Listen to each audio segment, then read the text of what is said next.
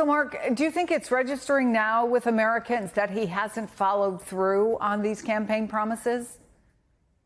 Well, Chris, I think it's registered for a while. I mean, remember, Mexico's supposed to be paying for the wall since 2016. Listen, I think it's something that American voters have factored in, especially, about politicians in general, but especially about Donald Trump, that he makes ridiculous claims that there's no way that he can back up. So they factored that in to an extent.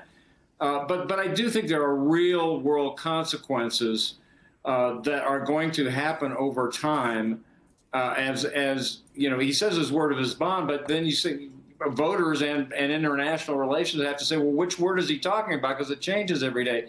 So think about the international stage and the consequences there. And think about Vladimir Putin. I mean, he said he'd end the war in one day, and now he's stretched it out. He's all these delays, and now there's a 50-day reprieve.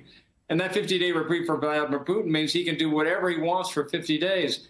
So all these international relations, particularly, our adversaries, all they know that all they need to do is wait him out to get what they want, because what he says on day one is certainly not going to be what it's going to be on day 2 or 3 or later. And Eugene, I think over the course of many, many weeks now, we've had guests on this show talking about how government funding cuts and tariffs impact their lives. And I just want to remind folks what they said. This particular bill would hit Missouri to the tune of 27%. Additional people would lose Medicaid coverage. With the cuts to Medicaid, it will affect me so much medically. Yeah. I do these monthly infusions to keep my arthritis to move a lot. If I don't get that infusions, I won't be able to move my body. We're not taking medicine here. We're taking poison. This is going to kill these businesses. I'm one of 300,000 businesses in many industries that are similarly situated and similarly affected. So this isn't just about, broken campaign promises. People are paying with money, with jobs, in some cases, their health, arguably even their lives. So, Eugene, my question is, are the opponents of Trump's policies doing a good enough job of helping voters see and understand that?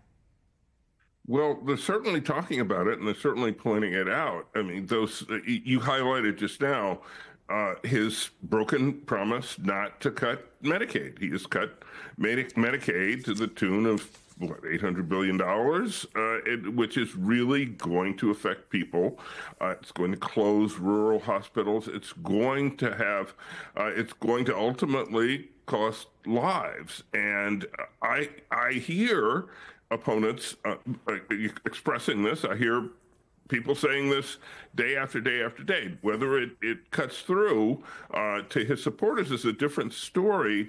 Although with one exception, I do think the Jeffrey Epstein promises, the less Trump himself than his members of his administration promising to release these files of all these evil pedophiles and the list and everything. And now the president just saying, everybody just move on. There's kind of no such thing. And if there ever was, Obama wrote it or whatever he said. It's ridiculous. I don't think that has dissipated quite as quickly as some of these other broken promises. Yeah, you make a good point. Mark, Donald Trump, sometimes if things aren't going so well in one area, he says, look over here, right? Maybe it's Alligator Alcatraz, whatever it is, there's another, for lack of a better term, shiny object. He diverts. But then the other thing he does, it's not his fault. He blames the media. He blames Democrats. Very frequently, he blames former President Biden. Is there a point at which even Republicans will get tired of that? Is the case of the Epstein files and demands for some results there an example of that? Yeah, Chris, I think the blame Biden strategy is running out of steam, particularly on the Epstein stuff. I mean, that's ridiculous, the notion that they blame that on Biden to make up the files that they've been demanding all along. The Medicaid example, as Eugene pointed out, Chris, I think is really fundamental and ultimately going to be highly problematic for Trump. That's not just an exaggeration. That's a lie. He said that he wouldn't touch Medicaid. And now, if you don't think that they think it's a problem, why did they shift it off until after the midterm elections? That's a tell right there that they know it's a political problem. And it's a political problem for any voters, of course, who are on or may be on Medicaid. But the problem for Republicans is most of those voters are in red states. So when that impact comes, it's going to hit those voters. And that's real. That's the real world of politics. When those policies hit home and hurts your own voters, that's when trouble starts. Eugene Robinson, Mark McKinnon, thank you guys. Appreciate it.